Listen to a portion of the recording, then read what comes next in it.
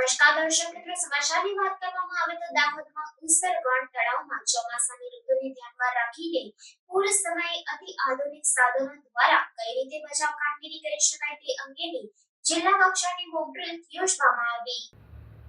દાહોદમાં ઉસરવણ તળાવમાં નાવા પડેલા 3 વ્યક્તિઓ ડૂબવાનો જિલ્લા કંટ્રોલ રૂમમાં ફોન મળ્યો હતો, જેથી તાત્કાલિક રીતે ડિઝાસ્ટર કંટ્રોલ રૂમ દાહોદના ડીપીઓ અતુલ પરમાર દ્વારા દાહોદ ફાયર વિભાગના કંટ્રોલ રૂમમાં આ બાબતની જાણ કરવામાં આવી હતી। ફાયર વિભાગને જાણકારી મળતા જ ફાયર એન્ડ ઇમરજન્સી સર્વિસીસ દાહોદના station fire officer Dipesh Jain સહિત ફાયર વિભાગની ટીમ તાત્કાલિક ઘટના સ્થળે પહોંચી બચાવ કામગીરી ચાલુ કરવામાં આવી હતી। ફાયર ડિપાર્ટમેન્ટ દ્વારા શોધખોળ કરી તળાવમાં ડૂબેલા 3 વ્યક્તિઓને બહાર કાઢવામાં આવ્યા હતા તથા 108 એમ્બ્યુલન્સની ટીમ પણ ઘટના સ્થળ પર પહોંચી કામગીરી શરૂ કરી હતી।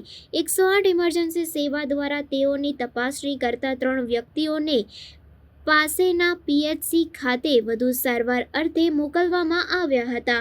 હાજર સ્ટાફ દ્વારા અસરકારક કામગીરી કરવામાં આવી હતી।